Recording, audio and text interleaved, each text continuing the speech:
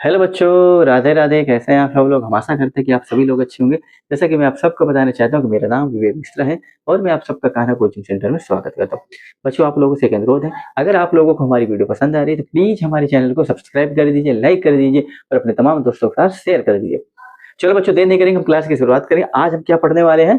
आज हम ये पढ़ने वाले प्रश्नावली 1.4 इन्हीं पर आधारित है। पहले हम इन चीजों को समझेंगे, फिर कल हम पढ़ेंगे प्रश्नावली 1.4। ठीक है? आप 5 चीज आज पढ़ोगे। समुच्चयों पर संक्रियाओं, ऑपरेशन ऑन सेट्स। क्या क्या है? Union of sets. हाँ, यूनियन ऑफ सेट्स एक चीज हमने लिखना भूल गया भाई। इनको हम सिंबल ये होता है, इसका ये होता है, इसका अंतर का ये होता है। ठीक है?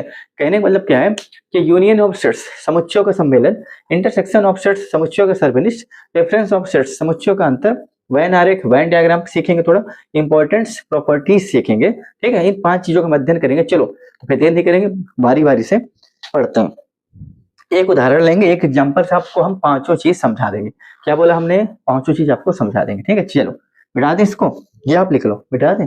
चलो ये आप लिख लो, इसको मिटा दे रहे हैं। ठीक है? चलो इसको मिटा दे रहे हैं। इसके बाद हम चर्चा कर लेंगे। पहली चीज क्या है? Union of sets. क्लियर है? यूनियन ऑफ सेट्स का सिंबल क्या होता है? You. Union, you for union. ठीक है? यूनियन का मतलब होता है संघ, एकता के। यूनिटी में शक्ति होती है, एकता में शक्ति होती है। यूनियन बना के, यूनियन क्या है? बहुत सारे लोग एक साथ सम्मिलित हो जाते हैं, यूनियन बन जाता है। यूनियन हो जाता है तो उसमें पावर आ जाती है। यूनियन का मतलब होता है यहाँ पर गणित में, समुच्चय में सभी सभी लोगों को ले लेना, सभी लोगों को आपस में मिला लेना। देखो एग्जाम्पल समझेंगे। अगर हमने कहा भैया ए, एक समुच्चय हम लेते हैं 1 2 3। ठीक है ना? ऐसे नहीं लेते हैं। चलो बी ले लेते हैं 2, 3। ठीक है? और सी ले लेते हैं भैया 3, 4। ठीक? हम इसलिए 3 लिए हैं क्योंकि भाई हम ये तीनों हमारे जितने भी नियम है सबको पूरा कर देगा। अगर हम बोले भैया ए यूनियन बी निकालो, क्या निकालोगे? ए यूनियन बी निकालो। ए यूनियन बी का मतलब होता है कि यूनियन मतलब क्या बोला? संघ, सबको लेके चलना है। भाई ए और बी के जितने अवयव सबको एक साथ लिख दो। लेकिन सबसे चीज आपको क्या ध्यान देना है, कोई भी अवयव को 2 बार आया तो उसको रिपीट अवयव को एक ही बार लिखना है। ऐसा नहीं कि 2 बार है उसको 2 बार लिख दो। रिपीट अवयव को एक ही बार लिखना होता है। अवयव एक ही बार हो, 3 बार आया, 4 बार, उससे फर्क नहीं पड़ता। रिपीट हुई चीज एक ही बार एलिमेंट लिखा जाएगा और क्रम का कोई महत्व नहीं। क्लियर है? चलो या यूनियन भी मतलब दोनों का अवयव लेने, 1 2 2 3। दो तो इसमें भी है, पूरे अवयव ले लो। कितने? 1 2 3। क्या हो गया? 1 2 3। समझ में आया? क्लियर है? चलो अब हम बात करेंगे इंटरसेक्शन की। आपका पहले क्लियर हो गया। अब भैया इंटरसेक्शन को क्या होता है? यू को उल्टा कर तो क्या बन जाएगा? इंटरसेक्शन। इसका मतलब होता है कॉमन। क्या होता है? कॉमन। कॉमन मतलब होता है ऐसा अवयव जो दोनों में हो, तो जो दोनों में हो, कॉमन जो दोनों में हो। ठीक है ना? जैसे अगर हम बोलेंगे भैया ए इंटरसेक्शन बी निकालो, तो हमें वो अवयव एलिमेंट लेने जो दोनों में हो। ठीक है? तो इसमें क्या दोनों में? 2 और 2। ठीक? तो क्या निकल के आएगा? 2। क्लियर है? अब इनका हम निकाल देते हैं ए डिफरेंस। ए डिफरेंस से भी निकाल दें। ए डिफरेंस बी का मतलब क्या होता है कि भाई ए वाले समुच्चय से बी को पूरा घटा देना, जो बी का समुच्चय है उसको पूरा माइनस कर देना। समझ में आया? कहने का मतलब क्या है कि इसमें सिर्फ ए के ही अवयव लेने हैं। ए माइनस बी या ए डिफरेंस बी का मतलब होता है कि हमें सिर्फ ए के अवयव लेने हैं जो ए में मौजूद है। अगर ए के अवयव जो बी में भी है उसको नहीं लेना, सिर्फ और सिर्फ ए के ही अवयव लेने। कहने का मतलब आप इसमें क्या करोगे भाई? बी का अवयव पूरा माइनस कर दोगे। बी का अवयव आप क्या कर दोगे? पूरा माइनस कर दोगे। अगर हम भाई ए माइनस बी आप बताओ तो भैया बी का अवयव क्या? 2 3 पूरा माइनस करो। 2 3 आप पूरा माइनस कर दोगे। 2 तो यहाँ पे, तो यहाँ पर भी खाली ए के अवयव लेने भाई। अगर आप 2 लोगे, 2 तो भैया बी में भी, बी के माइनस करने पूरे अवयव, बी के माइनस करने। बी के आपने माइनस किया तो ए के पास सिर्फ एक बचेगा। क्या निकल के आएगा? सिर्फ एक बचे आएगा, ए माइनस बी निकल गया। क्या बचाया? ए माइनस बी। अगर आप बी माइनस ए निकालो, इसका पलट कर बी माइनस अगर आप ए निकालो तो अब क्या होगा कि भैया आप आपको बी वाले में से कि भाई ए को माइनस करना है, पूरे ए का समुच्चय आपको माइनस करना है। भैया आप ए का समुच्चय अगर 1 2 माइनस करोगे तो भैया 2 यहाँ पर भी है, 2 यहाँ पर भी है, तो इसको भी माइनस करना पड़ेगा। बचेगा क्या? 3। क्या बचेगा? 3। क्लियर है?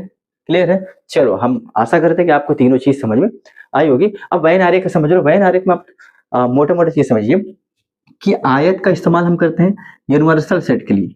यूनिवर्सल सेट को हम आयत के अंदर निर्धारित करते हैं और इसके अंदर जो यूनिवर्सल सेट के लिए, ठीक है, और इसके अंदर जो सर्किल होते हैं उसको हम समुच्चय के लिए निर्धारित करते हैं। किसके लिए? समुच्चयों के लिए, ठीक है, समझ में आया। हमने क्या बोले, आयत के जैसे जो आयत बनाएंगे यूनिवर्सल सेट के लिए, और सर्कल हम ये इस्तेमाल करते हैं समुच्चय के लिए। अब समुच्चय का क्या हमारा केस होगा, यूनियन होगा कि इंटरसेक्शन होगा, तो हम सवाल बताएंगे उसके हिसाब से आपको हम करके बताएंगे। क्लियर है, समझ में आया, समझ में आया, इसको लिख लो। चलो अब सबसे महत्वपूर्ण चीज आपको बता रहे हैं, पांचवी चीज जो लास्ट भी है और सबसे महत्वपूर्ण है। क्या चीज है, कुछ महत्वपूर्ण गुण धर्म, ये आपके पांचवी चीज है, कुछ महत्वपूर्ण गुण धर्म क्या है, कैसे, ध्यान देना। पहले क्या होता है, तीन नियम है इसमें आपके, कितने, तीन। पहले होता है क्रम विनिमय नियम।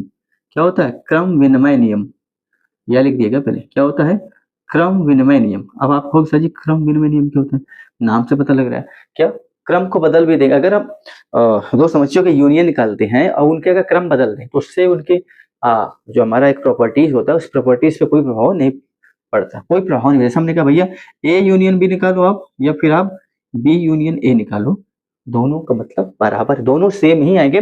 आप पहले ए लिखा फिर आप बी लिख दिया, मतलब क्रम बदल दिया, तो क्रम बदलने से आपका गुणधर्म में कोई भी प्रभाव पड़ा नहीं पड़ने वाला। तो तीन प्रॉपर्टीज पर आपने, तीन प्रॉपर्टीज जो यहाँ पर बनी है, महत्वपूर्ण महत्वपूर्ण गुणधर्म जो इसमें है पांचवे ऑप्शन में, जो पांचवा हमारा था, तो कहने वाला जिसमें क्रम विनिमय नियम क्या होता है कि अगर आप ए यूनियन बी करो या बी यूनियन ए कर दो तो कोई प्रभाव पड़ने वाला नहीं। कैसे, आप देख लो, अगर आपसे पूछेंगे ए यूनियन बी, भैया ए और बी दोनों को लेने, क्या निकल के आएगा, एक दो तीन, समझ में आएगा। बी यूनियन ए कर दो, अगर यहाँ से लोगे तब भी वही चीज आएगी, क्या आएगी, एक दो तीन, क्रम का कोई महत्व नहीं। क्लियर है, चलो दूसरा नियम क्या होता है, साहचर का नियम। क्या होता है, साहचर का नियम। क्या होता है, सहचर का नियम, ठीक है। दूसरा नियम क्या होता है, सहचर। सहचर का नियम क्या होता है, भाई अगर आप ए यूनियन बी करो, पूरे का यूनियन सी करो, ठीक है, या फिर आप ए अकेला यूनियन करो और बी यूनियन सी कर दो, उससे भी कोई प्रभाव पड़ने वाला नहीं है। आप ए यूनियन बी पूरे का करो और यूनियन सी करो, आप ए अकेला यूनियन करो और पूरे का बी यूनियन सी निकाल दो, उससे वो दोनों क्या आएंगे, दोनों बराबर आएंगे। कैसे, देखो ए यूनियन बी हमने क्या बताया था, आप देखो क्या निकल के आएगा, एक दो तीन, क्या निकल के आएगा, एक दो तीन। यूनियन सी क्या निकल के आएगा, तीन तो है ही, चार हो जाएगा, क्या हो जाएगा, चार हो जाएगा। क्लियर है, ओवरऑल क्या निकल के आएगा, एक दो तीन चार।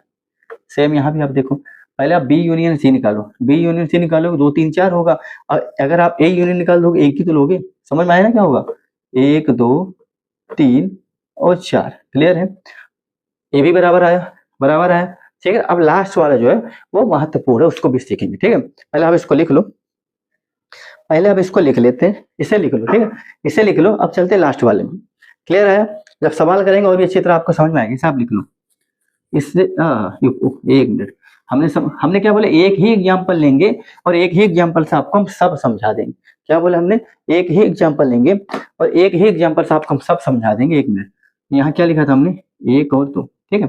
तो तीसरा नियम होता है, उसको बोलते हैं वितरण का नियम। क्या बोलते हैं, वितरण का नियम। क्या बोलते हैं, वितरण का नियम। वितरण का नियम क्या होता है, भैया अगर आप सबका इंटरसेक्शन को सब जगह वितरित करोगे तो उससे भी कोई प्रभाव पड़ने वाला नहीं। कैसे, अगर हमने भैया ए इंटरसेक्शन और बी यूनियन सी, ठीक, इसका वितरण करो, भैया इसको यहाँ ले जाओ, भैया क्या निकल के आएगा, ए इंटरसेक्शन बी निकल के आएगा, और फिर क्या हो जाएगा, यूनियन बीच में, फिर क्या निकल के आएगा, ए इंटरसेक्शन सी निकल के आएगा। तो दोनों का भी जो वैल्यू निकालोगे एक ही निकल के आएगा। क्यों, आप ध्यान देना, पहले हम निकाल लेंगे B union C. B union C क्या है, दो तीन चार, ठीक है, दो तीन चार। क्लियर है, इंटरसेक्शन निकाल दो, एक कितना है, एक दो, ठीक है। इंटरसेक्शन मतलब क्या होता है, कॉमन, जो दोनों में हो, दोनों में क्या है, दो दो, क्या निकल के आएगा, दो। क्लियर है, ये तो आपके इधर वाले निकल के आएगा, इधर निकाल दो। पहले ए इंटरसेक्शन बी निकालो, भैया ए इंटरसेक्शन बी आप निकालोगे तो इसमें दो ही कॉमन है, आप दो लिख दो, दो। अब यूनियन निकालो A intersection C. A intersection C पे आप देखो कुछ भी कॉमन, जब कुछ भी कॉमन नहीं होता, जब खाली समुच्चय होता है उसको रिक्त समुच्चय बोलते हैं। क्या बोलते हैं, रिक्त समुच्चय बोलते हैं। अब उनका यूनियन निकालोगे तो संयुक्त समुच्चय बोला जाता है। भाई उसका तो पूरा बैलेंस ही बिगड़ गया ना, तो भाई कहीं से मैच ही नहीं करा, तो भाई रिक्त समुच्चय को आप या तो फाइल लिख दो या तो आप खाली ब्रैकेट लिख दे दो, ठीक है। अगर यहाँ ब्रैकेट लगाओ भैया, खाली ब्रैकेट लगाओ, अब खाली ब्रैकेट में कुछ अब है नहीं, तो इनका यूनियन निकालो तो क्या निकल आएगा, दो ही निकल के आएगा। क्या निकल के आएगा, दो ही निकल के आएगा। देखो दो बराबर दो, ये आपके तीन महत्वपूर्ण नियम है और इन्हीं पर आधारित पूरी प्रश्नावली 1.4 है। हम आशा करते हैं आपको समझ में आया होगा। तो आज के लिए इतना ही। आपका ये जो भी कॉन्सेप्ट था जिस पर आधारित आपकी प्रश्नावली 1.4 थी, हमने सब करा दी है, आपको समझ में आया होगा। हम आशा करते हैं नहीं भी समझ में आया होगा तो जब हम कल प्रश्नावली कराएंगे तो प्रश्नावली के जब सवाल को कराएंगे तो आपको और भी अच्छी तरह समझ में आएगा। क्यों, क्योंकि example as work as practical, अगर आप प्रैक्टिकल जैसे करते हो, जब आप इतना ज्यादा एग्जाम्पल लगाओगे, उदाहरण के माध्यम से समझोगे, सवालों को लगाओगे, तो आपके लिए प्रैक्टिकल काम करेगा, चीजें आपको और भी अच्छी तरह समझ में आएगी। ठीक है, तो आज के लिए इतना ही दोस्तों, कल फिर मिलेंगे आपसे इसी वक्त इस टाइम। तब तक के लिए राधे राधे, जय श्री कृष्ण।